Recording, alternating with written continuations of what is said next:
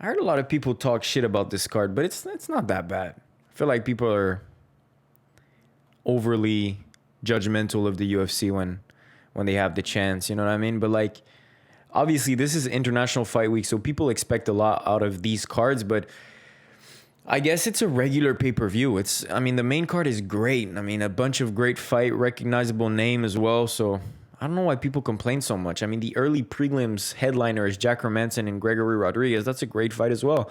Obviously, a few, but McKenny's on there. Cortez, always fun to watch her fight.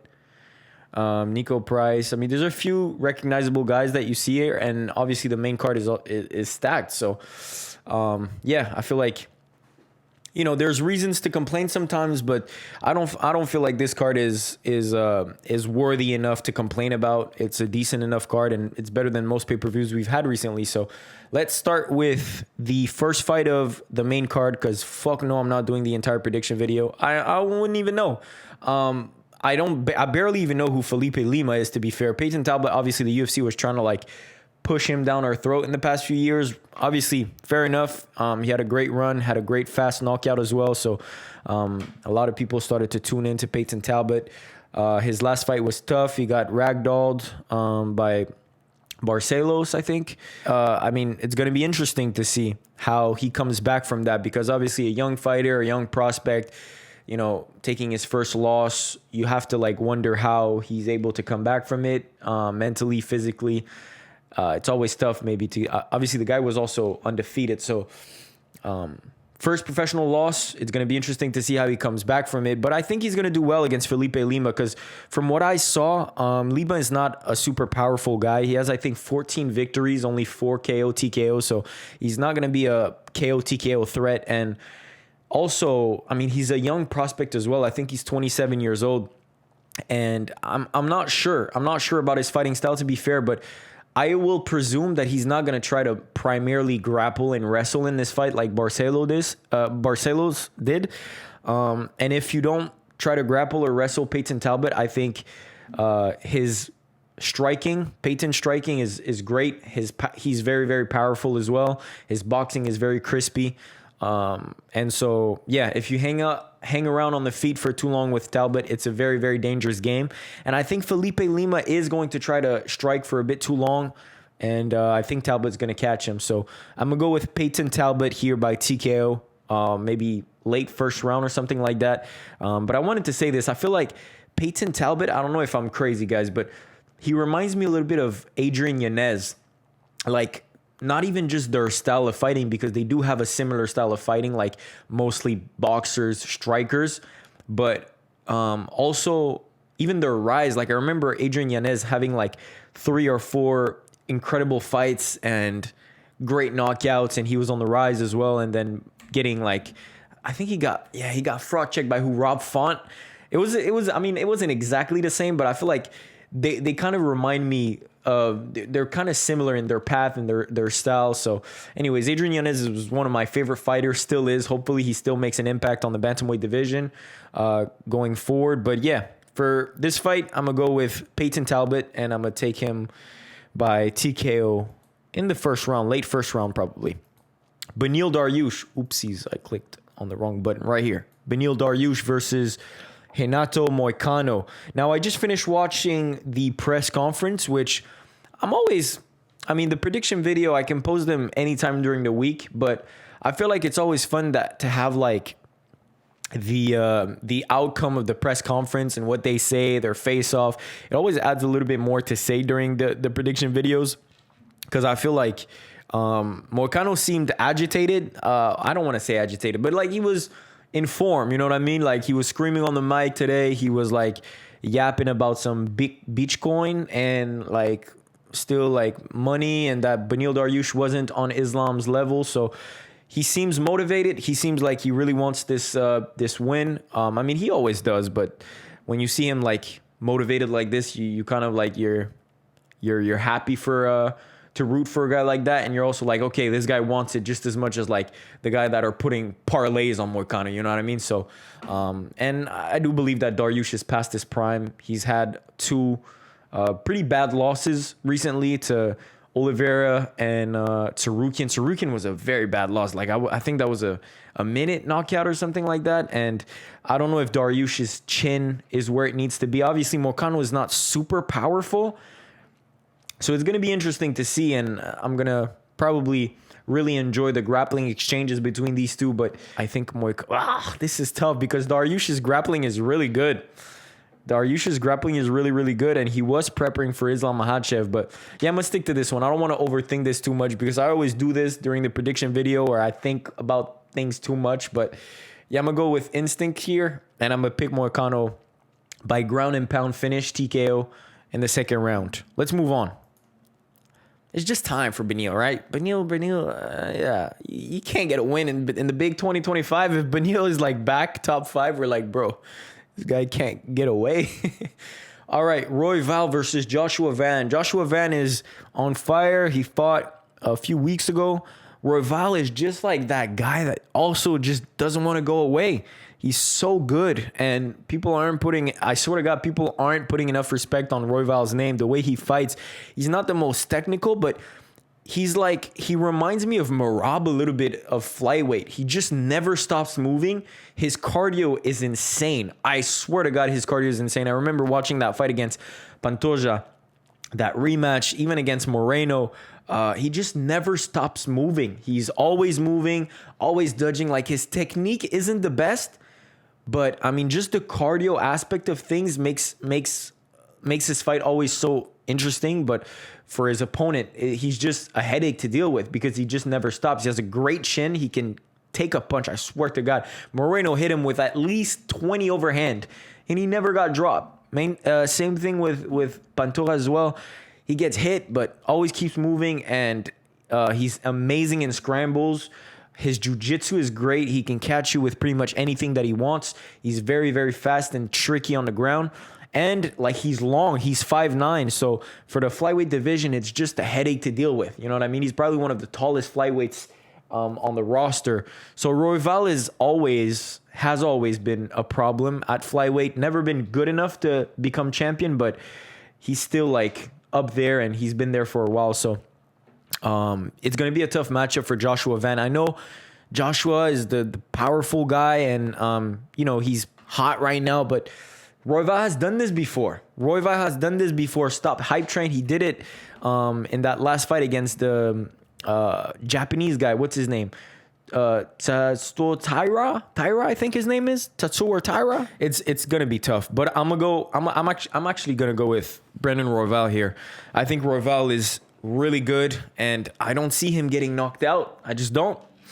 I think his chin is insane for flyweight. He cuts a lot of weight, but I mean, yeah, I think his chin is amazing, and he's just so tricky with his cardio, his length, his movement. So I'm going to go Brandon Royval here by decision. I just don't see how Joshua Van can connect enough time to actually break Royval here, because I don't know if it's going to take only one. It might, because Joshua Van has some power, and he did it in his last fight, but it's just tough to see Royval getting flatlined with one shot at flyweight. I have trouble seeing that, but yeah, it's my gut instinct. Obviously, it could happen. It could go both ways, but instinct, I'm going to go Brendan Royval by decision here. Let's move up. Co-main events, Alejandro Pantoja versus Kai Kara France. The UFC is making me dislike Kai Kara France because he's not an unlikable guy. You know, he's really not. But the UFC is making me dislike certain personalities sometimes just because they're forcing them down our throat. So I know, pause by the way, I know there's no fucking contenders at flyweight, and so there's not much fucking options. But bro, Kai Kara France, like, he's had one knockout over Steve Erceg and lost, I think, his last two before that. Yeah, Amir Albazi and then Brandon Moreno. Damn, what? UFC 277. Damn, he didn't fight that much, huh? In between 2022 and 2023. All right. I mean, I feel like 277 was so long ago. For Kai Kara France to only have like two fight in between that, he hasn't been super active. One fight per year, basically. Damn, I didn't know that. But yeah, I mean, on the opposite, you have Pantoja, who's been super active.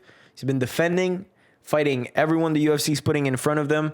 And so I like Kai Kara France's style. I like his power. I think he obviously has a puncher's chance, but I can't base prediction on puncher's chance, because then every single fight, every single fighter, every single matchup, there's always a guy who has a puncher's chance. Then I would pick Michael Chandler for every fight. I can't pick that way. I'm going to go with the better mixed martial artist, who's clearly Alejandro Pantoja here. He's better. He's much more well-rounded. Better chin. I think he's more durable. He also is more grit, more heart. You know, throughout a 5-round fight, I think Pantoja can really pull it off. So I think he might actually sub him. So yeah, I'm gonna go with Pantoja in the 3rd round, probably 3rd or 4th round submission. I don't know exactly how, but I think Pantoja is going to be able to mix it up and get some takedowns along the fence. And yeah, I'll grapple Kai Kara France, because I know earlier on Kai Kara France is going to be dangerous. He always has that power, but Pantoja is just so experienced. I just don't see him getting clipped here or knocked out by Kai Kara France. But again, anything can happen. It's MMA. I always say this, but the better mixed martial artist here is pretty clearly Pantoja. And yeah, I would be a fool not to pick him. So I'm gonna go Pantoja by submission in the 3rd round. That's my pick. Then main event: Ilia Topuria versus Charles Oliveira. That's a tough matchup. But I mean, since they announced that fight, my heart dropped for our beloved Charles Oliveira, and I wore this shirt for a reason. I love Charles Oliveira to death. I think he's definitely one of our favorite fighters, all of us together in the community. We all love Charles Oliveira. You know, I watched an interview today, Charles Oliveira, and I think he did an interview with Daniel Cormier, and he was talking about like him facing great strikers and punchers, powerful guys like Michael Chandler, like Dustin Poirier, who has great boxing, kind of similar to Ilia Topuria, but bigger and probably stronger, allegedly. Justin Gaethje, who's also a very, very scary and powerful striker. And he said, Topuria is no different. Topuria is just another guy who's talking and has power, but I've faced these guys before and I know how to handle it. Basically, that's what he said. And I was watching it. I was like, I mean, yeah, I was kind of getting convinced there. I was getting convinced. I was like, yes, you're right. You have fought guys like Topuria, but has he? Has he though? And that's really a tough question, because can we compare Ilia Topuria to a Dustin Poirier, Michael Chandler, a Justin Gaethje? I don't know. My gut instinct tells me no, we can't. I think Topuria's striking is leaps ahead.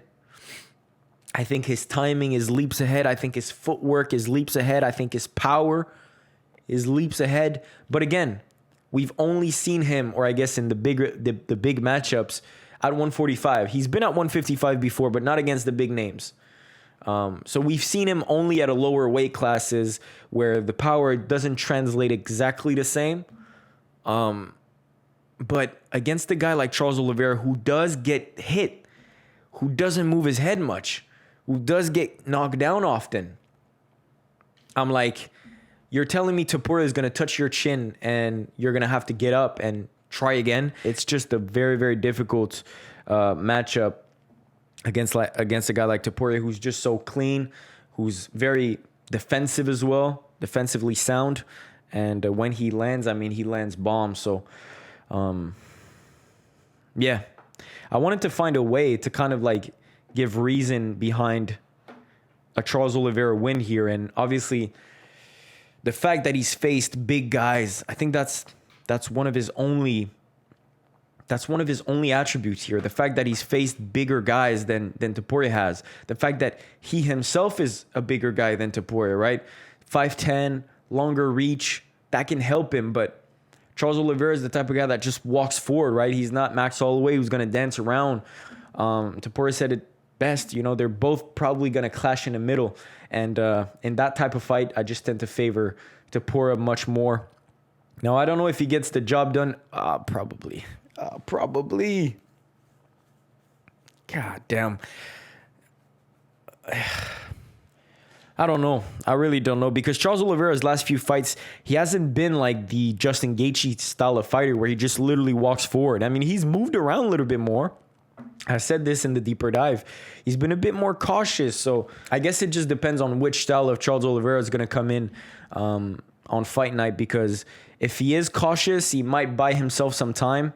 But ultimately, I still believe that Topuria is going to be able to land that shot, and I don't think he's going to be able to get up from it. So I'm going to go with Ilia Topuria by TKO. I don't think he's going to completely KO Charles Oliveira flat out, but I think he's going to, touch his chin hard enough to where Charles gets down and not strong enough to get back up like he did before. I'd be happy to be proven wrong here, because we all love Charles Oliveira, and him having him as a champion is kind of like a beacon of hope and light. It's always fun to see Charles Oliveira in title fights. It's always interesting fights. So I literally wouldn't be mad if either guy won or lost, to be fair. I'm kind of like in the middle with these, and I know both guys are going to be great champions. But I tend to lean for Topuria, and I'm going to go Topuria by TKO, probably middle of the first round. I think he gets it done. I really do. I just think it's a bad matchup for Charles. So, yeah, that's my predictions here. Let me know what yours are down below. And yeah, if you do like these t-shirts, I always say them. The link is in the description. I'll see you guys after the pay-per-view. Peace out, boys.